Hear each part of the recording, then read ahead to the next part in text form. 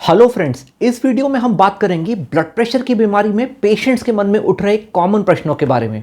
दोस्तों, आपको जानकर यह हैरानी होगी कि स्टैटिस्टिक्स के अनुसार 20% से भी ज़्यादा ब्लड प्रेशर के पेशेंट्स को पता भी नहीं होता कि उन्हें ब्लड प्रेशर की बीमारी है।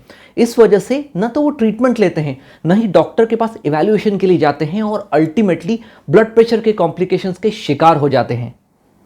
पिछले वीडियो में मिले हुए अच्छे रिस्पांस की वजह से पेशेंट्स और व्यूअर्स के प्रश्नों को हमने इस तरह से रीफ्रेम और मॉडिफाई किया है कि हम उन सभी प्रश्नों को अकोमोडेट कर सकें। मैं doctor Sumit Shrivastava, team life bliss, इन सभी प्रश्नों को आपके सामने प्रेजेंट करूंगा टेक्निकल फैक्ट्स के द्वारा। तो बढ़ते हैं हम हमारे प्रश्नों की तरफ। डॉक्टर, क्या प्लीज़ मुझे बताएंगे किस प्रकार के पेशेंट को ब्लड प्रेशर की जांच कराना चाहिए या कौन से रिस्क फैक्टर्स होने पर किसी भी पेशेंट को रेगुलर बेसिस पर ब्लड प्रेशर का इवैल्यूएशन कराना चाहिए? इस प्रश्न का उत्तर समझना सभी के लिए बहुत ज़रूरी है। मैंने for the sake of easy understanding risk factors को 7 कैटेगरी में डिवाइड किया है। पहली कैटेगरी होती है उन पेशेंट की जो ओवरवेट होते हैं या जिनका वजन नॉर्मल से ज़्यादा होता है। दूसरी कैटेगरी होती है उन पेशेंट्स की जो फिजिकली इनएक्टिव होते हैं या एक सेडेंटरी लाइफस्टाइल जीते हैं।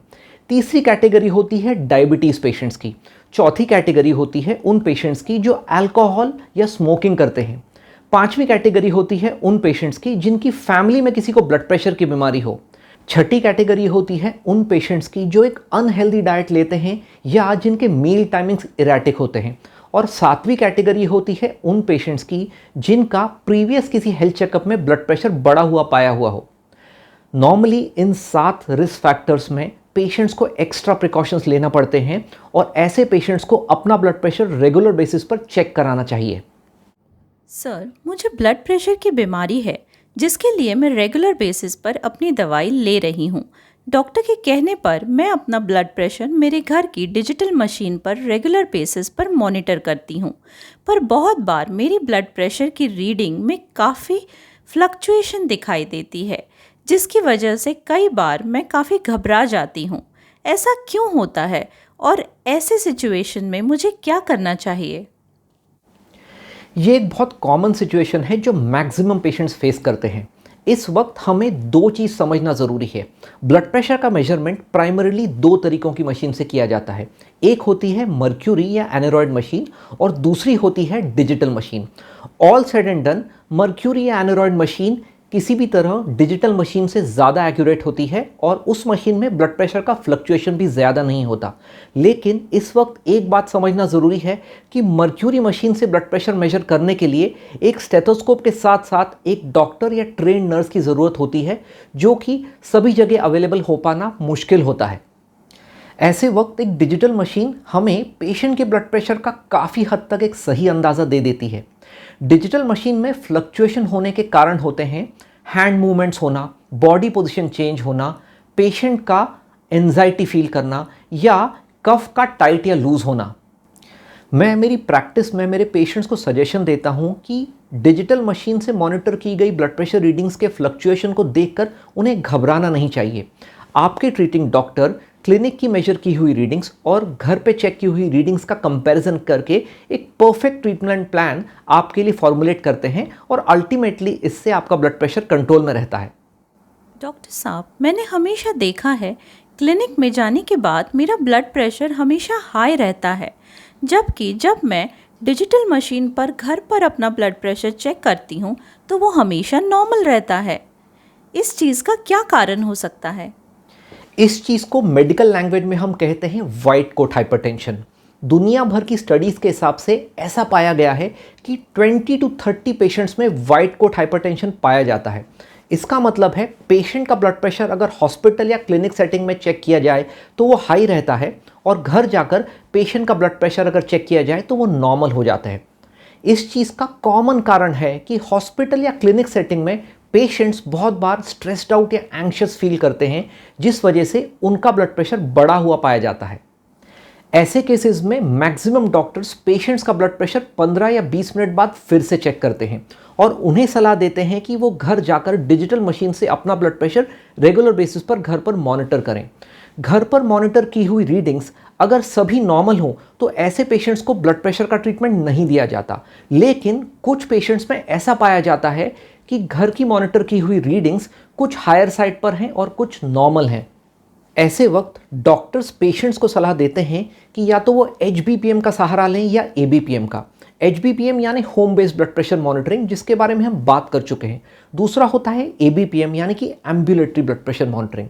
एम्बुलेटरी ब्लड प्रेशर मॉनिटरिंग में 24 घंटे तक पेशेंट्स की ब्लड प्रेशर की रीडिंग्स मॉनिटर की जाती है।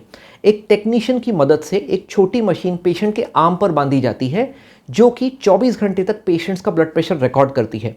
इस मशीन के सहारे से पेशेंट्स ब्लड प्रेशर की रीडिंग मॉनिटर करते हुए दिन भर की अपनी सारी एक्टिविटीज़ कर सकते हैं। American heart association, American college of cardiology और यूरोपियन गाइडलाइंस के अनुसार आज के ज़माने में ABPM ब्लड प्रेशर मॉनिटरिंग का सबसे साइंटिफिक तरीका है। इन गाइडलाइंस के अनुसार दिन और रात का फ्लक्चुएशन पता करना बहुत ज़रूरी है और ABPM की मदद से ट्रीटिंग डॉक्टर को यह पता पड़ जाता है कि मेडिसिन का टाइमिंग क्या रखा जाए। डॉक्टर, मैं मेरे ब्लड प्रेशर की मेडिसिन रेगुलरली लेती हूँ, लेकिन फिर भी मेरा ब्लड प्रेशर हमेशा हाई रहता है। इसका कारण क्या है? मेडिसिन लेने के बाद भी अगर पेशेंट्स का ब्लड प्रेशर कंट्रोल में न हो तो इस चीज़ के कॉमनली दो कारण होते हैं। पहला होता है अनकंट्रोल्ड हाइपरटेंशन और दूसरा होता है रेजिस्टेंट हाइपरटेंशन। अब अनकंट्रोल्ड हाइपरटेंशन में कुछ स्पेसिफिक पेशेंट फैक्टर्स रिस्पॉन्सिबल होते हैं। पहले होते हैं वो पेशेंट जो अपनी मेडिसिन टाइम पर नहीं लेते। दूसरी कैटेगरी होती है उन पेशेंट्स की जो सॉल्ट का इंटेक ज़्यादा रखते हैं। तीसरी कैटेगरी होती है उन पेशेंट्स की जिनका मेंटल स्ट्रेस बढ़ा हुआ होता है और चौथी कैटेगरी होती है उन पेशेंट्स की जिनकी स्लीप की क्वालिटी पुअर और स्लीप इनएडिक्वेट होती है। अब मैं बात करूंगा रेजिस्टेंट हाइपरटेंशन के बारे में। कुछ ऐसे पेशेंट्स होते हैं जिनमें सभी प्रिकॉशंस फॉलो करके मेडिसिन टाइम पर लेने के बाद भी ब्लड प्रेशर कंट्रोल में नहीं आता। इन पेशेंट्स को कैटेगराइज करा जाता है रेजिस्टेंट हाइपरटेंशन की कैटेगरी में। रेजिस्टेंट हाइपरटेंशन में पेशेंट्स को 3 या उससे ज़्यादा मेडिसिन की ज़रूरत पड़ती है ब्लड प्रेशर नॉर्मल करने के लिए। रेजिस्टेंट हाइपरटेंशन के कॉमन कारण होते हैं obstructive sleep apnea, renovascular hypertension, pheochromocytoma. ये बीमारियां डेफिनेटली रेयर हैं, लेकिन इन चीज़ों को ध्यान में रखना एज अ डॉक्टर हमारे लिए ज़रूरी होता है और इन बीमारियों का डायग्नोसिस कुछ अलग स्पेशल टेस्ट करके किया जाता है, जिनके हिसाब से पेशेंट को ट्रीटमेंट का गाइडेंस मिलता है। फ्रेंड्स, WHO के एक एस्टिमेट के अनुसार हर 5 में से सिर्फ एक ही हाइपरटेंशन का पेशेंट ऐसा होता है जिसका ब्लड प्रेशर पूरी तरीके से कंट्रोल में हो। जैसा कि हमने देखा, blood pressure is a lifestyle disorder. इस ब्लड प्रेशर को कंट्रोल में करना सिर्फ मेडिसिन के सहारे से नहीं बल्कि एक हेल्दी लाइफस्टाइल को अडॉप्ट करके ज़रूरी होता है।